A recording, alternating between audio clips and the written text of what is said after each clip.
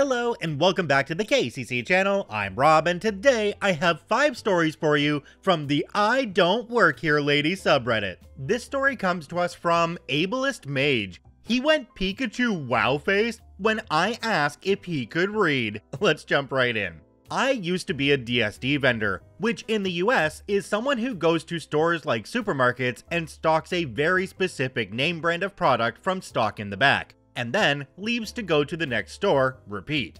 We're often employed directly by the name brand, not the store itself. So I have loads of IDontWorkHereLady stories, but a few of them are real special. Chances are, if you see someone stocking a name brand of snack cakes, chips, sodas, beer, greeting cards, trading cards, snack crackers, cookies, or tobacco, you're actually looking at a DSD vendor. I was doing my usual thing stocking my brand and went to a part of Small Shards Racetrack, which is the main walkway in front of a department. A dude I would shortly discover was dumb as a bag of hammers, and thus here named BH, comes up to me, completely ignoring my hat with logo, shirt with logo, cart with logo, not a store cart, literally my branded cart, 30 odd boxes with logo, and armloads of logo product, and asks me where something, not logo, naturally, is that is typically in the frozen section. I think those are usually in the frozen section.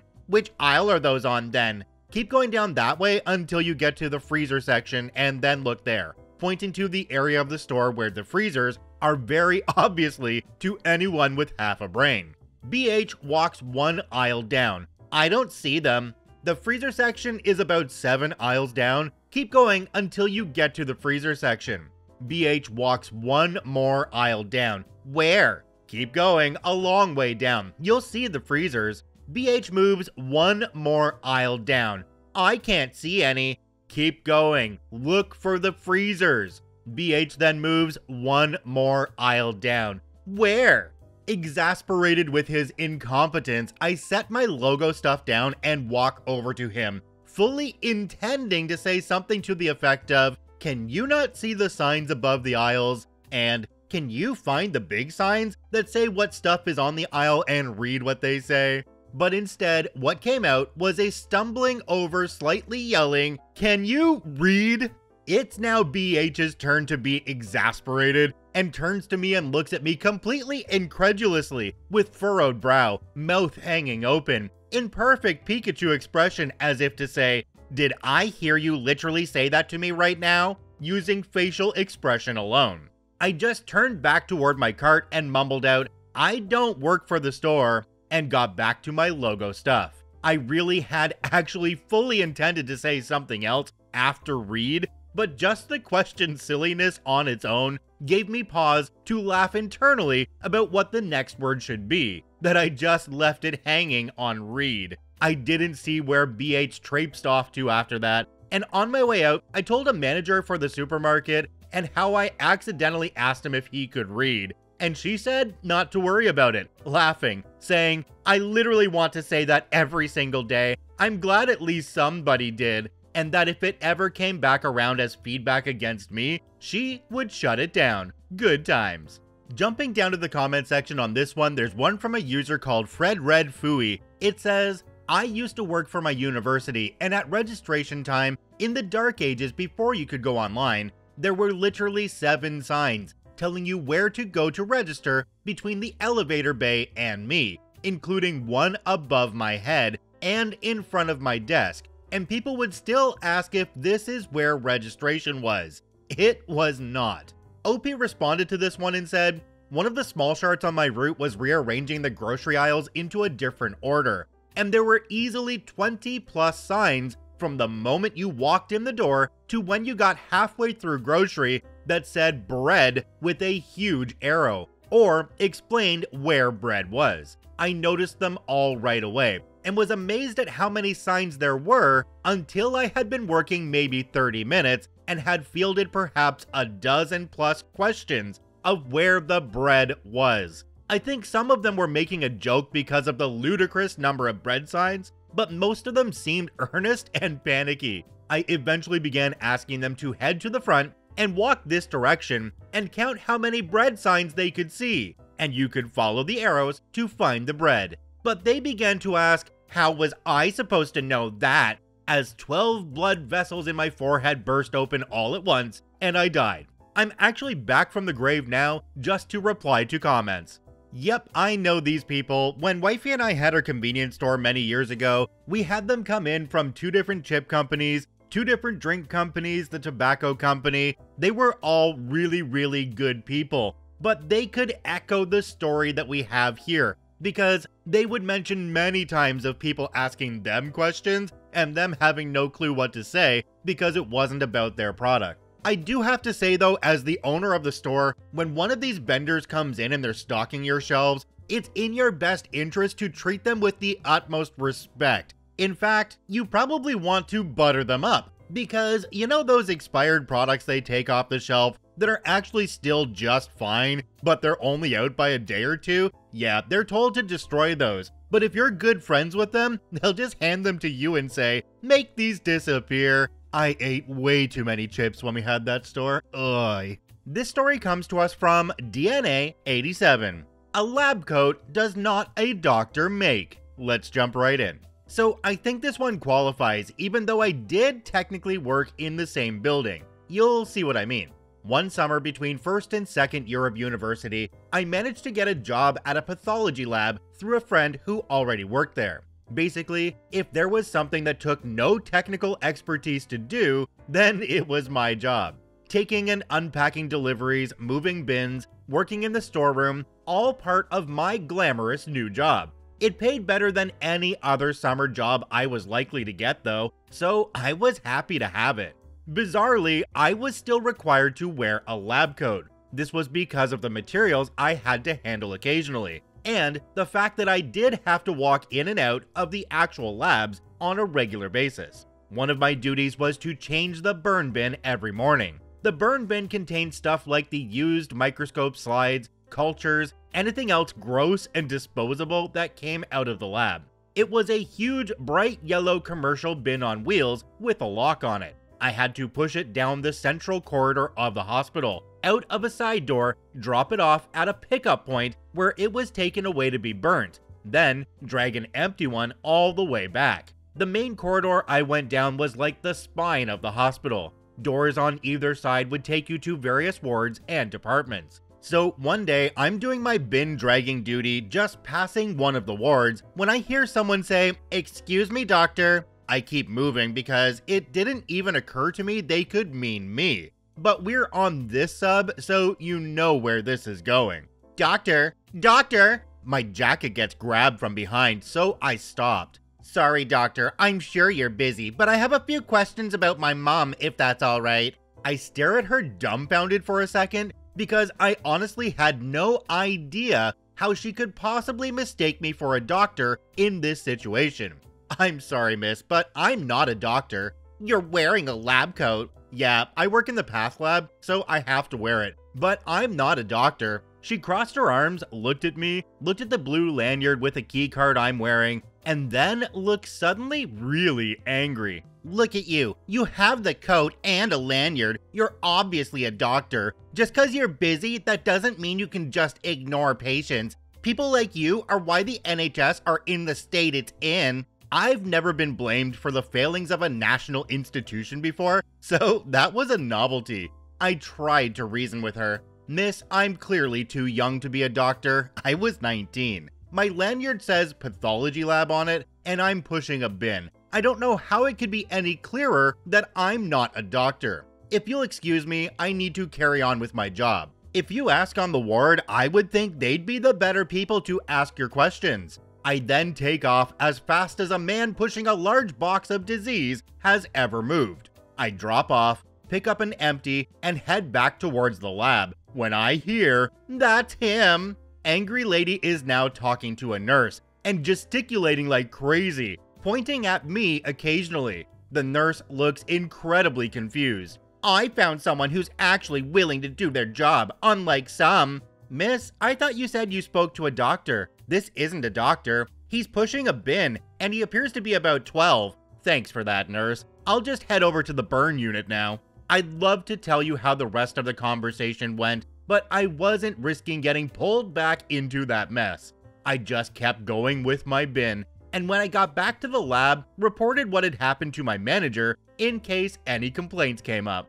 Jumping down to the comment section on this one, there's one from a user called Marismus222. It says, "You should have just answered her questions. Ah, yes, just put ice on that rash. Toothpaste will solve your cold sore issue. Let me take you to the cath lab for that chest pain. I don't know what I'm looking for, but we'll figure it out." OP responded to this one and said, "Let me just grab some leeches and we'll get that fever fixed up quick as a flash." Okay, even if OP was like 12 years old, come on. A 12-year-old can be a doctor. Has nobody seen Doogie Howser, MD?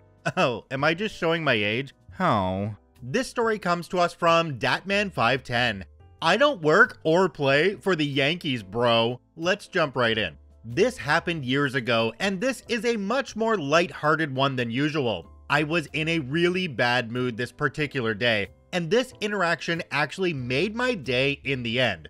For those, like me at the time, who do not know who Kevin Youkilis is, he was a Major League Baseball player for the Yankees and Red Sox. I am a tall guy with a beard, and that's about all I have in common with this guy.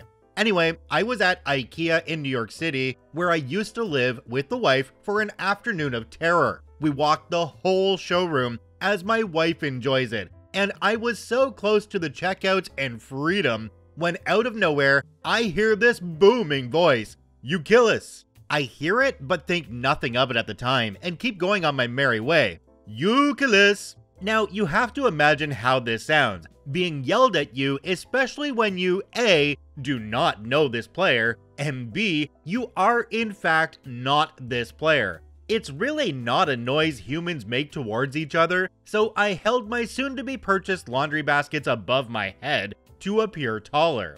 I turn in the direction of the voice and see this IKEA manager guy grinning ear to ear at me from about 30 feet away. As I turn to keep moving, he yells again, "Youkilis? Youkilis, you play for the Yankees?" I finally catch on to what is happening, and I immediately say, in my Australian accent, "Oh, haha, nah, sorry man, not me," and give him a nod, and I go to keep moving then. "Bro, I know it's you, don't lie to me," with an even bigger grin. At this point, we were a little closer, and I said to him, "Bro, really, I don't play for the Yankees." "Bro, sure thing, you killed us the other night." I'm guessing he was a Sox fan as they just played. At this point, I'm starting to wonder if I am in fact a pro baseball player, as this guy is really relentless. I said, "Dude, I swear to you, I don't play for the Yankees." He gives me this, "Oh, right, I understand you're trying to keep it low-key look," and gives me a nod. And one of those things where you hammer your own chest in solidarity, and lowers his voice like he understands what I'm saying, and says, "Oh yeah, I got you, bro. I hate that you got traded from us, but I effing love you, man. You were a real hero of mine." At this point, I realize I can keep fighting or make this guy's day. And so I said something like, "Yeah, man, you got me. Thanks for understanding. It can get crazy sometimes. Yeah, I wasn't happy about being traded either. But hey, with all that Yankee money, at least I can shop at IKEA now." He lets out this amazing belly laugh and comes in for a fist bump. I say, "Okay, man, great to meet you. Thanks for saying hi." He says, "Right on, man. God bless," and proceeds to start telling everyone close to him, "That's Youkilis from the Yankees." This happened about 10 years ago, and I still from time to time think back to that moment and wonder if that guy still cherishes the time he met Youkilis at the IKEA in Red Hook, Brooklyn. I'd like to think he recalls it regularly, and it gives him a small but happy feeling like it does me, the not Youkilis guy. And that was the time I didn't work for the Yankees. OP mentioned in the comments that they were pretty shocked about the whole thing happening, but they said that that manager was a pretty sweet person, and the situation just didn't warrant breaking their heart, so they went along with it. They also say that they look nothing like Kevin Youkilis, and that's kind of funny. This story comes to us from Tactical Pixie 1864. Woman confuses me for employee, gets locked out of the store, leaving her groceries behind. Let's jump right in. So last night I'm finishing up my shift as an EMT, and it's been a long and tiring one. The calls weren't bad, but there were a lot of them, and we were all over the damn county. Shift is over, I change back into my comfy clothes, sweats, t-shirt, hoodie, and I head to the store to get something for dinner. I get there just in time since they're closing in 10 minutes. I assure the cashier that I was just grabbing something quick, and I go and pick up a lasagna from the frozen section. I grab them and turn to head to the checkout when I hear ahem, not a throat clearing sound, but someone saying it like they were reading it out loud. I turn and look to see a woman, and she snaps off I need you to go in the back and get me a pack of the frozen pretzels. I say that I don't work here and point out where an employee just went behind an end cap. Woman snaps, you do work here and you need to stop being lazy and get me my pretzels. I again say, I don't work here, and turn to walk to the self-checkout. She flips her crap and storms off, muttering about lazy employees and managers. I finish checking out and I'm grabbing my stuff and leaving when I see her again with her cart and a manager, and she yells, there she is, the lazy bee, and starts towards me. I'm not even going to engage, and so I hold up my receipt and my one item to the self-checkout girl and walk out. I hear the manager raising his voice and saying, ma'am, ma'am, ma'am. Turns out she left her cart behind and stormed out of the store to confront me. I get in my car to drive off, but she's standing in front of it so I can't go anywhere. She's also giving me a tongue lashing that I'm too checked out to really pay attention to. Great, I'm already on my last nerve, and this woman is hate effing it. Manager sticks his head out of the door and hollers, ma'am. She turns and makes a hushing motion towards him. He hollers, ma'am, one more time, and she hollers back saying, I'm dealing with your employee since you're too much of a little bee to do it yourself. He bristles and says, madam. She cuts him off with, shut the F up, screeched at the top of her lungs. He shrugs and I watch him go back inside, fiddle with the locks, flip the sign to closed, and pull down the shades.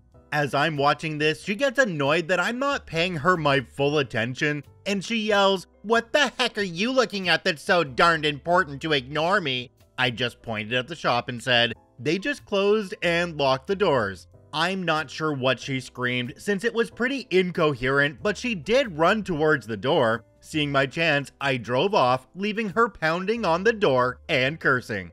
I absolutely love this story because you know this manager has been waiting for an opportunity to do something just like this.